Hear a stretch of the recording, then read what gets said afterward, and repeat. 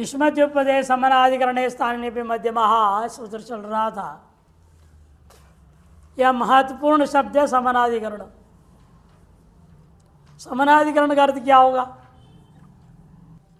व्याकरण में दो तरह के समनाधिकरण आता है। एक तो यह है, अन्यत्र भी समानाधिकरण शब्द आ जाते हैं विभक्ति। तो वहाँ पर और यहाँ पर में अंतर क्या है? समान विभक्तिकत्वम समानाधिकरणत्वम अधिकतर ये लिया जाता है। समान विभक्तिकत्वम समानाधिकरणत्वम। कर्मधारय समास कौन सूत्र करता है?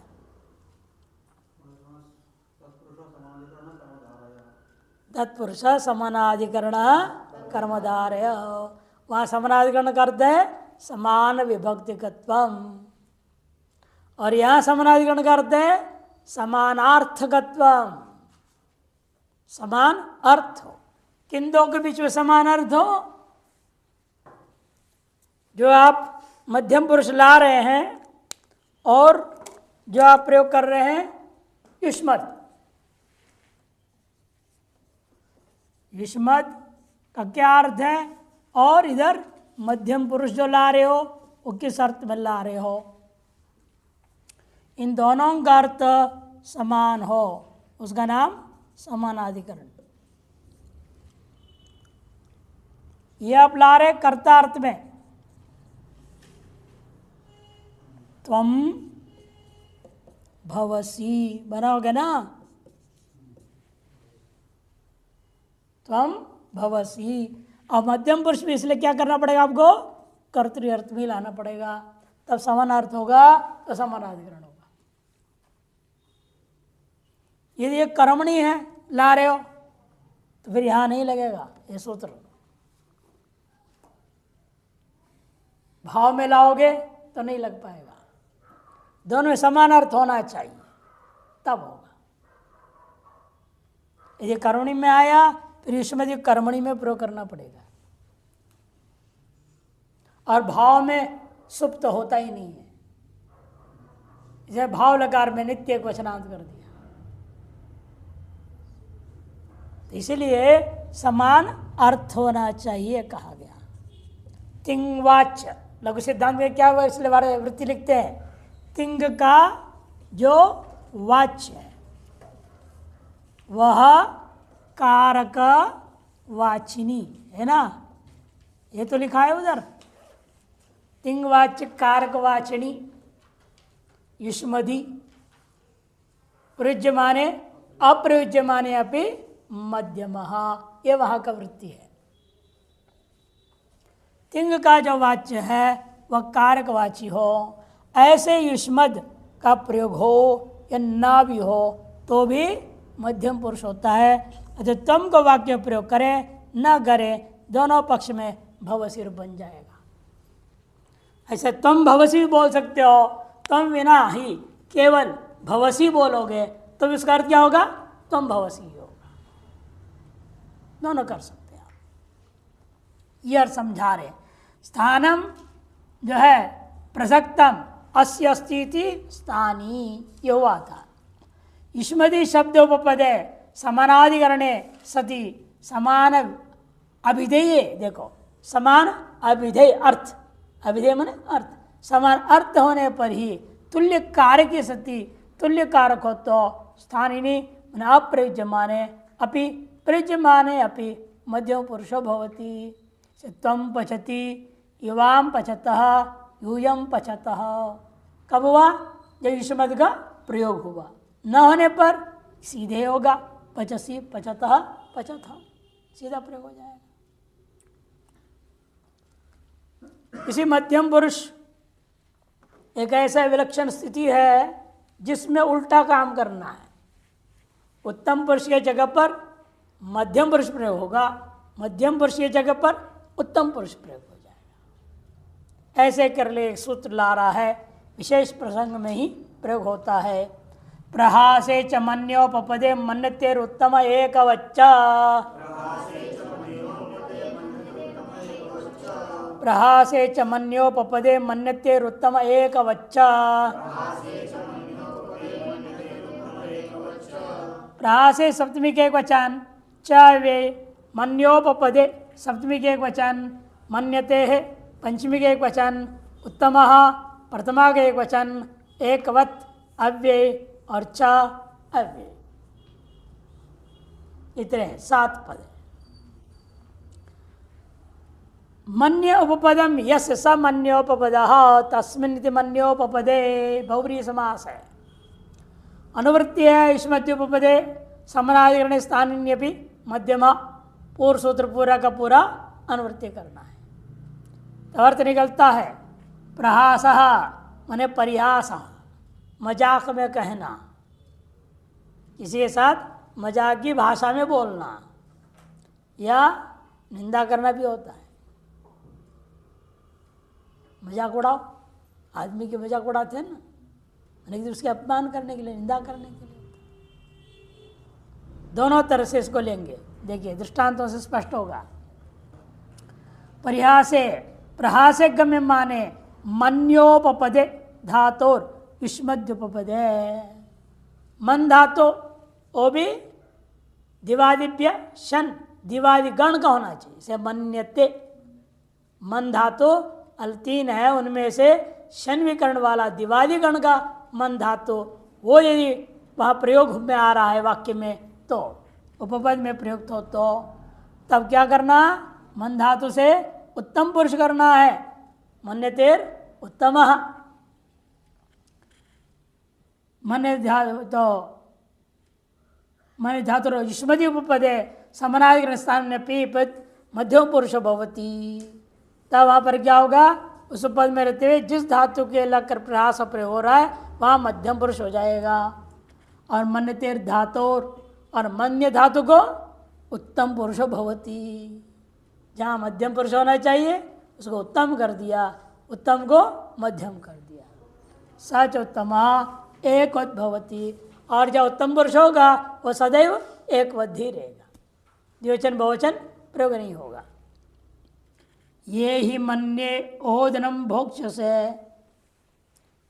ये ही मन्ये ओदनम भोक्ष से। असल में विपरीत है। ये ही मन्य से ओदनम भोक्ष्य ये होना। तुम समझते हो मैं तुम्हारे घर में अब भोजन करने आया हूँ। वो भी कौन सा भोजन, ओदनम भात खाने आया हूँ, दाल भात। लेकिन सुन लो नहीं भोक्ष से, मैं भाऊंगा नहीं। क्यों, मुझे पता है तुम्हारे पहले ही अतिथि आकर सब खा पी के चले गए, अब सारे बर्तन खाली है। नहीं भोक्ष से, क्यों, भुक्त सो अतिथि भी, वह भात जो है दाल भात दूसरा अतिथि लोग खा चुके हैं, बर्तन चाटने आया क्या मैं, हैं? इस तरह से मजाक भी उड़ा रहा है। और मेरे लिए देखो भोजन भी नहीं तुम्हारे घर में, मैं आया हूँ मेरे लिए तुम्हारे घर में भोजन में, तो कैसा आदमी है।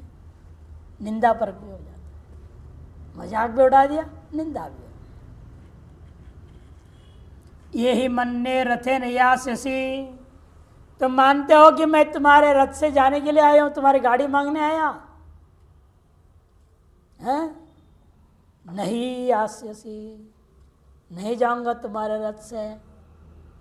क्यों, वहां देख लिया गाड़ी है ही नहीं, पहले दूसरा ले गया है। कौन ले गया, यातस्ते नते पिता, उसी रथ से तुम्हारे पिताजी तो पहले जा चुके हैं। अब रथ है ही नहीं तो कैसे तुम मेरे को दोगे, उसे मैं कैसे जाऊंगा, सवाल नहीं उठता है। यूँ कहना हुआ एक ही गाड़ी लिए हो, बाप बेटा सब कमा रहे हो, फिर भी एक ही गाड़ी है घर में, निंदा परक। अब आप ले गया, तू भी खाली बैठा, अम्मा आया गाड़ी के चक्कर में मैं भी खाली हो गया। आजकल कैसे हो रखा, हर घर में 4-4 गाड़ी होते हैं, मियाँ की अलग, बीबी की अलग, सबकी अलग अलग, नौकर के लिए स्कूटी अलग।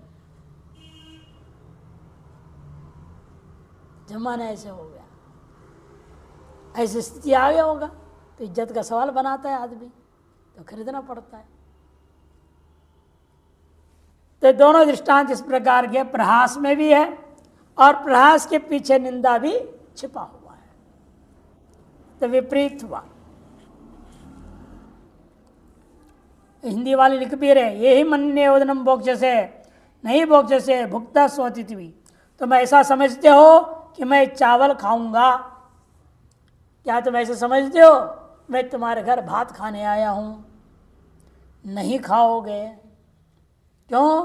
क्योंकि वह तो तुम्हारे अतिथि खा गए हैं। एवमेव यह मन्ये हृदय न याससी नहीं याससी यातस्ते न ते पिता। तुम यह समझते हो कि मैं रथ पर चढ़ कर जाने के लिए आया हूं, तो ऐसी बात नहीं है। सो नहीं जा सकते, क्योंकि रथ पर तो आपके पिता चढ़कर जा चुके हैं, चढ़कर तुम्हारे पिता चले गए हैं। उदाहरण में कोई किसी भी चिढ़ा के ये वाक्य बोल रहा था, चिढ़ा करके चढ़ा रहा है, उसमें हंसी भी, हंसाना भी है और निंदा भी करनी है कि तुम क्या खाओगे, वाह रथ से जाओगे, क्या तुम रथ क्या खाओगे तुम हमारे घर में, क्या तुम रथ में जाओगे हमारे रथ से। सो यहाँ हंसी प्रहास से कहा जा रहा है कि मैं नहीं जाऊंगा भाई, क्योंकि तुम्हारा अतिथि पहले खा चुके हैं। नहीं खाऊंगा, ये तुम्हारा अतिथि खा चुके हैं। मैं नहीं जाऊंगा, ये तुम्हारे पिता जा चुका है। इस प्रकार से वो जवाब में कहता है। इसलिए भोक्ष से में यहाँ उत्तम पुरुष हो गया, होना चाहिए था भोक्ष्य, हो गया भोक्ष से। तथा मन्य में मध्यम पुरुष होना चाहिए, मन्य से उसका हो गया उत्तम पुरुष। ये विपरीत यहाँ पर कार्य करने वाला एक विलक्षण सूत्र है। यह में भुज और मन धातु में भी समझें। अस्मद्युत्तमः अस्मद्युत्तमः, अस्मदि सप्तमी के एक वचन, उत्तमः प्रथमा के एक वचन, उपपदे पुरुष से आ रहा है, मन्य मन्यते रूपदे है ना, वहां से उपपदे आ जाएगा। उससे पुरुष से समनाधिकरण और स्थानिन्य भी, ये दोनों पद आ जाएंगे, तीन पद। अर्थ है अस्मद्युपदे समानाभिधेय सती प्रयुज्यमाने अप्रयुज्यमाने अपि उत्तम पुरुषो भवति थी। अस्मत् शब्द का रूप आप वाक्य में प्रयोग किए हो या नहीं भी किए हो, समानाधिकरण में यदि आपको तिंग लाना है तब वह उत्तम पुरुष ही आएगा। पूर्वत अस्मत् का अर्थ क्या है? कर्तरी, तो वहाँ तिंग जो लाऊंगा वो भी कर्तरी मिलाऊंगा, तब उत्तम पुरुष हो जाएगा अस्मत् का योग में। और वह अस्मत् का प्रयोग हो या न हो वाक्य में, तो उत्तम पुरुष ही प्रयोग होगा। दृष्टांत जैसे अहम पचामी, आवाम पचावह, वयम पचामह, ये प्रयोग होने पर अप्रयुज्यमान में पचामी पचावह पचामह, बिना युष्मत् के रूपों का प्रयोग किए ही चलेगा। इन अर्थ हमेशा ध्यान रखना है, दोनों कर समान होने चाहिए, विधेय अर्थ बराबर होने चाहिए, वाच्यवाचक भाव बराबर होने चाहिए। तिंग के द्वारा वाच्य जो अर्थ है वही कारक के द्वारा ज्ञाप्यमान होने चाहिए, और वो कारक भी किस प्रकृति से, युष्मत् हो तो मध्यम, असमत हो तो उत्तम, और इन दोनों से भिन्न हो तो आगे सूत्र आएगा। शेषे प्रथमः, शेषे प्रथमः, शेषे सप्तमी के एक वचन, प्रथमः प्रथमा के एक वचन, दो पद है। मध्यमोत्तम विषयाद अन्य शेषा, शेष का अर्थ क्या है? अभी जो दो सूत्र पढ़े हो, मध्यम पुरुष का विषय क्या था?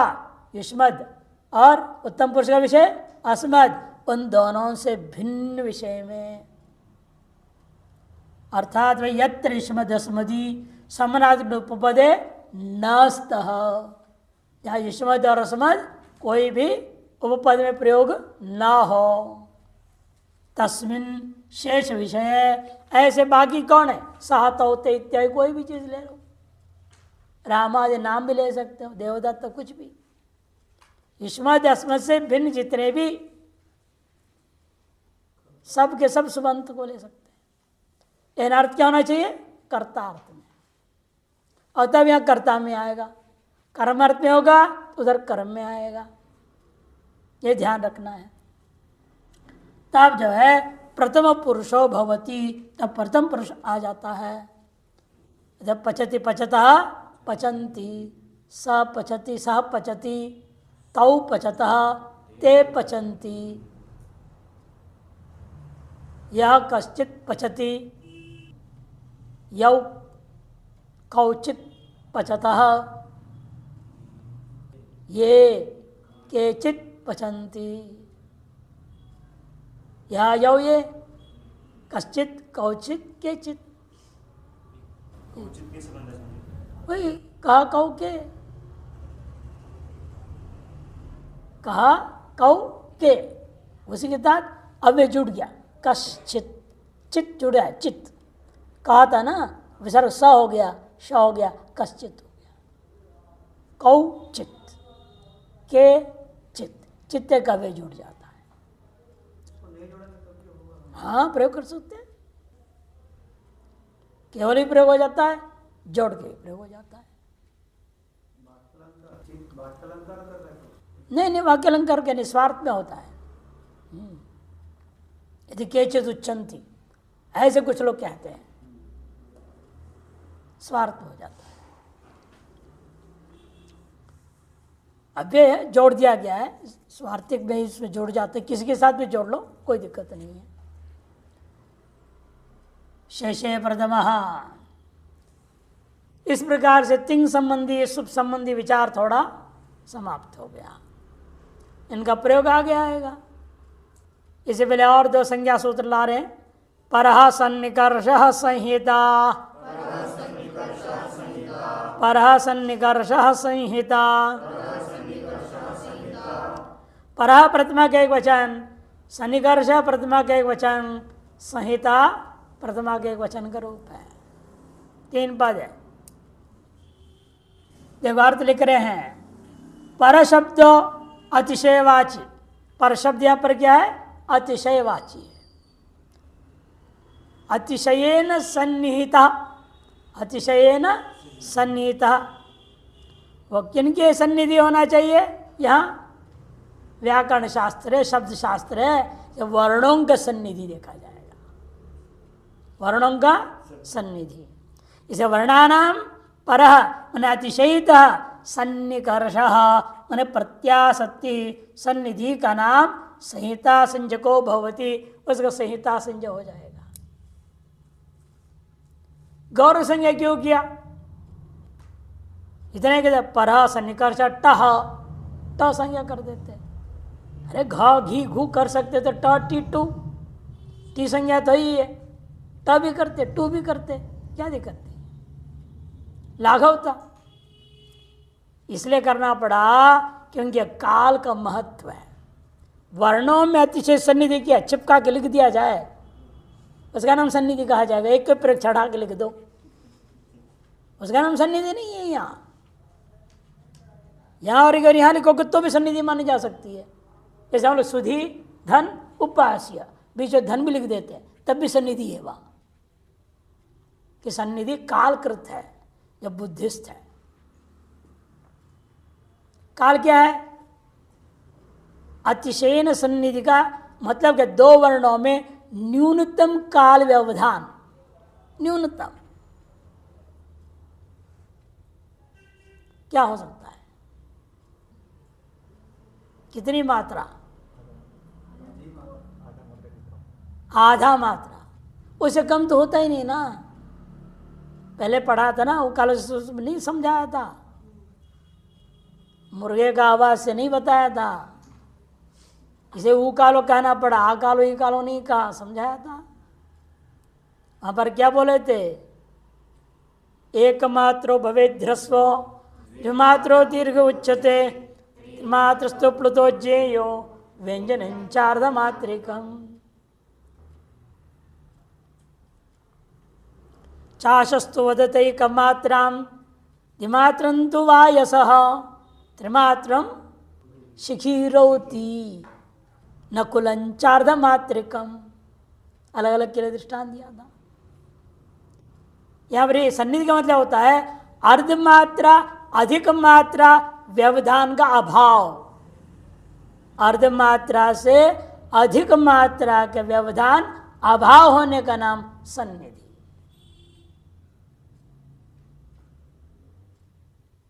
दृष्टांत क्या दे रहे यहां पर? व्यवयान आदि का दे रहेंगे। दधिदन अत्र दध्यत्र मधुन दत्र मध्वत्र इको यणचि।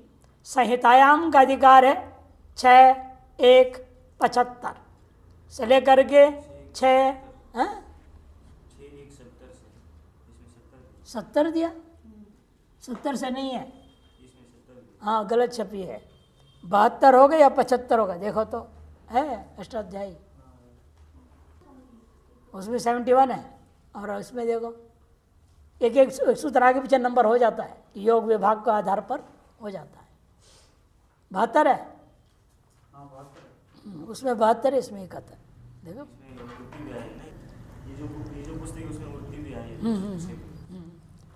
तो 72 या 71, 70 नहीं, इतना पक्का है। 71 अथवा 72 बनाओ उसको। वहां से 158 तक उसका अधिकार है। तो हाँ 74 नहीं 77 है। इको एणची नहीं भाई, इको एणची तो हम लोग बार बार रटे हैं, 77 करके रटे हैं। 77 उसमें कितने में इको एणची?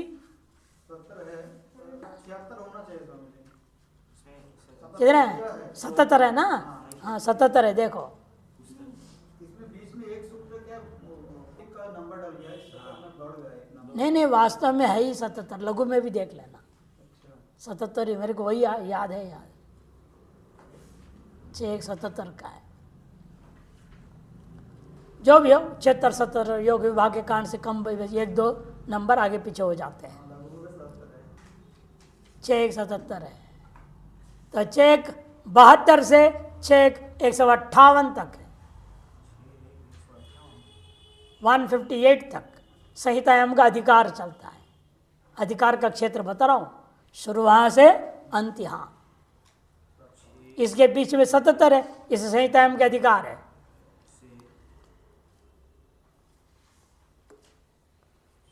और संहिता कहाँ मानी जाती है? संज्ञा, सन्निधि को कहाँ देखना है कि संहितायाम अधिकार में विद्यमान सूत्रों को लगाना है, तो हमें समझना पड़ेगा ना संहिता कहाँ होती है। क्या है श्लोक? संहितैक पदे नित्या नित्या धातुपसर्गयोः नित्या समासे वाक्ये तु सा विवक्षामपेक्षते। है ना? याद है? तुम लोग लिखे भी नहीं है, याद है? नहीं? लिखो फिर। संहितैक पदे नित्या नित्या धातुपसर्गयोः नित्या समासे वाक्ये तु सा विवक्षामपेक्षते। एक पद में नित्य होता है, ये सब क्या एक पद है। यहाँ समास हुआ है क्या? नहीं। जहाँ समास नहीं है वहाँ एक पद नहीं। जैसे एक पद का दृष्टांत आपका वहाँ है सुधी उपास्य। यहाँ समास हो गया, समास होने से दोनों में समास हो गया आपका संहिता। नित्या समासे, नित्या समास है, और ये समास का दृष्टांत हो जाएगा। एक पद का दृष्टांत कौन होगा? ये भी एक पद हो गया है, समासत्वात एक पद हो गया। एक पद के बीच में ई और उ के बीच में संहिता हो गया, यण हो गया शुद्ध उपास्य। अथवा ये तो हो गया, इसमें दृष्टांत ले लो। दूसरा आपका एक पद के अंदर का दृष्टांत यण होने का, मति दंटा का आ है, मत्यारु बनता है। एक पद में दृष्टांत हो गया। धातु और स्पीच में अभी बहुत पढ़ लिया आपने, धातु और उपसर्ग वाला। ते प्राग धातु आया था ना सूत्र, जितने उससे पहले जितने भी दृष्टांत दिए सब क्या था, अमुक उपसर्ग योग में अमुक उपसर्ग, अमुक का कर्म प्रवचन संज्ञा हो गया, उनके बीच में क्या होता है, नित्य संहिता संज्ञा। जैसे आप प्रयोग करेंगे उसमें भी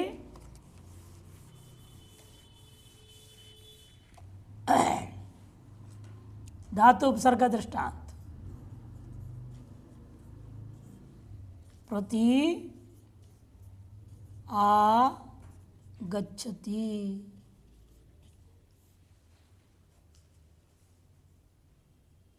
अब इन दोनों के बीच में क्या होगा, यण हो जाएगा। जैसे यदि दोनों उपसर्ग के बीच में हो रहा है और एक उपसर्ग और रख दो, जैसे प्रति एधते, केवल धातु है, यहाँ ये उपसर्ग हो गया है धातु, रूप क्या बने, यण होकर के प्रत्येधते, और यहाँ प्रत्यागच्छति, इसे धातु का योग में। और इन सभी में समास नित्य होता है। जब वाक्य प्रयोग करोगे आपके मर्जी है, संहिता मानो न मानो। विवक्षाम अपक्ष, विवक्षा बने वक्तुर इच्छा, बोलने वाले की इच्छा की अपेक्षा है, चाहेगा तो कर सकता है, नहीं चाहे नहीं भी कर सकता है। जैसे मैं बोल रहा हूँ सो अहम सन्यासी, सो अहम सन्यासी, वाक्य बोल रहा हूँ, संधि कार्य कुछ नहीं किया मैंने। संधि कार्य करना तो सोहम सन्यासी, पूर्व पे गायस हो जाएगा, सो के उकार में आकार चला जाएगा, तो विवक्षा के अधीन है, आप चाहे करो न करो वाक्य में। इसलिए संहिता के बारे में श्लोक याद रखना जरूरी है।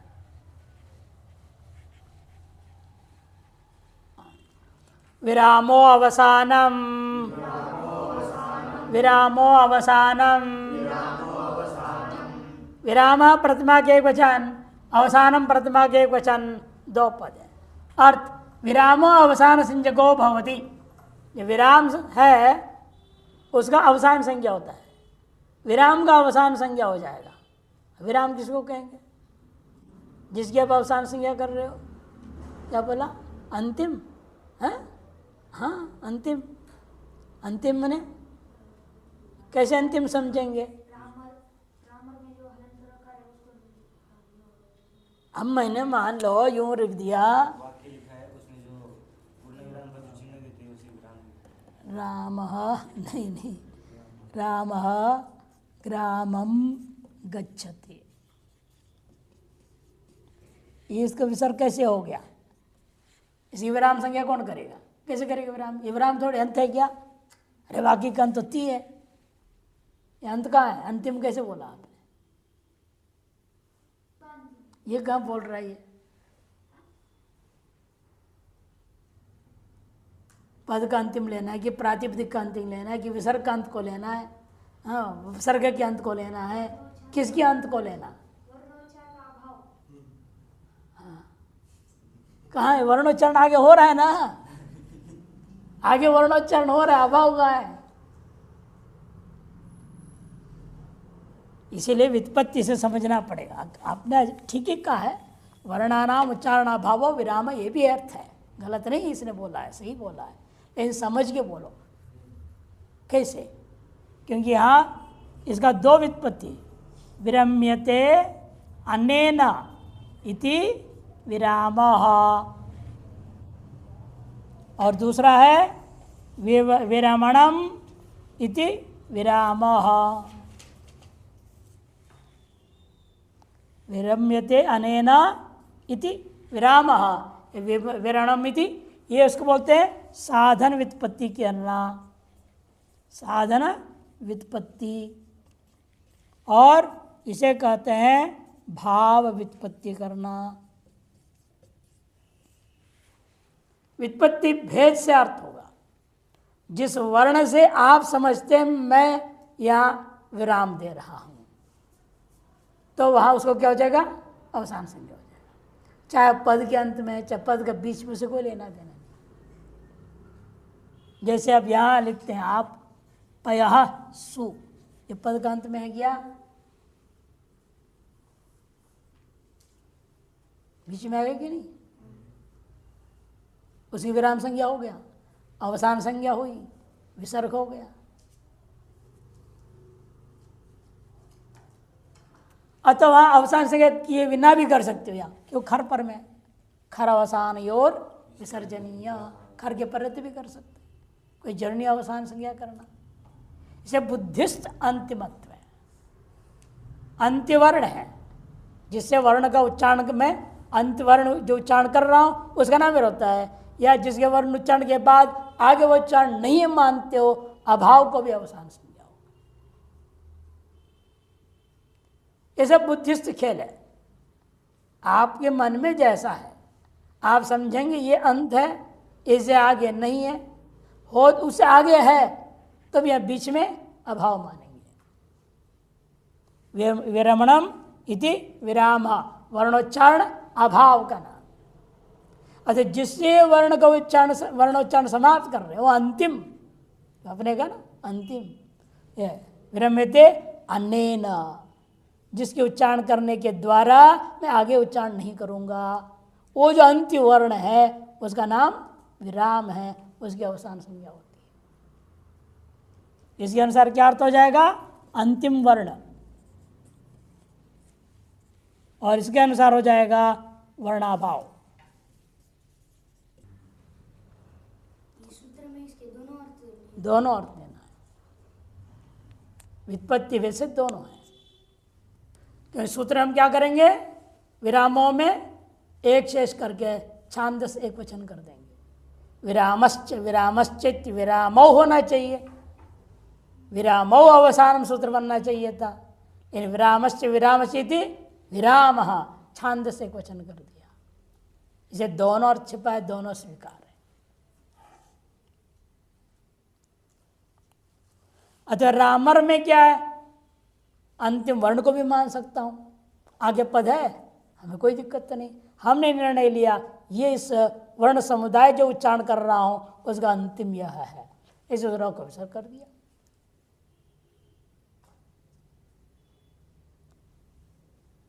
क्योंकि व्याकरण में और वैशिष्ट संस्कृत भाषा में ही समझ लो, मुख्य रूप में सब कुछ वक्ता के बुद्धि इसके ऊपर निर्भर है। आपकी बुद्धि में क्या आप समझ रहे हैं, क्या कहना चाह रहे, किस तरह से प्रस्तुत करना चाहते हैं, उसके आधार पर संधि प्रक्रिया होती है। अच्छा, दोनों अर्थ में विरम्यते अनेन इति और विरमणम इति विराम, तार्श विराम का अवसान संज्ञा होता है। जैसे वृक्ष प्लक्ष इत्यादि में क्या है? सा को रू को विसर्ग हो गया, क्योंकि उसको आपने विराम मान के अवसान संज्ञा कर दिया। दधि मधु, दधि के इकार को अनुनासिक हो गया, मधु के उकार को अनुनासिक हो गया। नपुंसकलिंग वाले पद है, प्रतिमा के एक वचन का रूप है, यसु को विसर्ग नहीं, यसु का लोप हो जाता है नपुंसकलिंग में। दधि दधिनी दधीनी, मधु मधुनी मधुनी, ये रूप चलता है। सूत्र दिया है अणो अप्रक्रियस्य अनुनासिक, जब प्रक्रिया संज्ञा जिसकी नहीं है ऐसा जो अण, उस अण को अनुनासिक कर देता है। अतएव यह दधि का इकार मधु के उकार जो है अप्रक्रिय होता हुआ अवसान में विद्यमान अण है, अवसान संज्ञा है उस अण का, अतएव उसको अनुनासिक हो गया। इस प्रकार के अलग अलग सूत्रों से, और वावसाने सूत्र भी है एक और, जहां पर आपको चर्त विकल्प से करता है। जैसे कोई भी पद है, हलंत पदों में हम क्या करते हैं? वावसाने लगा देते हैं। जैसे आप क्या बनाएंगे? लिह का रूप बना रहे हैं और प्रक्रिया से क्या बना वो? लिड। ह को ढ होता है, ढ को ड हो गया। कौन सूत्र करेगा ह को ढ?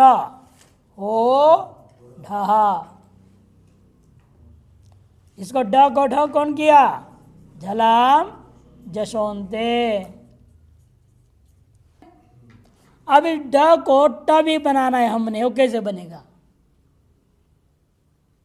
तब बनेगा, इसको हम विराम मान करके अवसान संज्ञा कर देंगे। अवसान संज्ञा करेंगे तो सूत्र लग गया वावसाने, तो ड को वो ट चर्त कर देगा। तो लिट लिड, लिहाउ लिहा, लिट लिड, ये रूप बनेगा। लिहाउ लिहा विकल्प से करता है, इसलिए एक बार अवसान में चर्त हुआ तो ट हो गया, जब विकल्प से चर्त नहीं किया तो ड अपना रहेगा अपने आप। ये लाभ है, ये इतने दिखा दिया।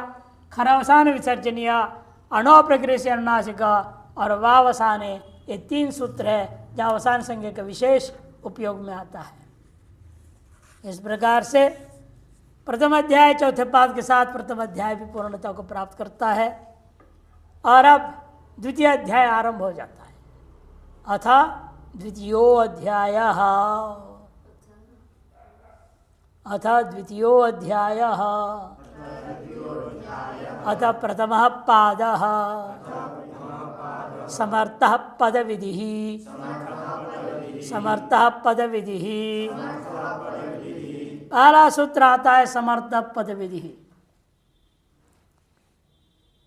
पद संबंधी विधि थी पदविधि, पद संबंधी विधि चाहे वो एक पद को लेकर 2 हो या 3 हो, से पदस्य विधि, पदयोर विधि, पदानाम विधि, तीनों चलेगा। एक पद संबंधी विधि करते तचित में क्या होता है? दक्षे दक्षस्य अपत्यम, दक्षस्य अपत्यम करेंगे। एक पद से किया ना, पद संबंधी अपत्यर्थ में विधि हो रहा है। 2 पद को लेकर सारा समास 2 पद संबंधी विधि है। और बहुरी समास आदि द्वंद्व समास भी त्रिपद बहुरी होता है। द्वंद्व तो पता नहीं 10-10, 15-15 को लेकर के समास कर देते हैं। से पदानाम विधि ये भी है, पदयोर विधि और पदस्य विधि थी पद विधि ही। समर्थ का अर्थ बहुत विशेष है।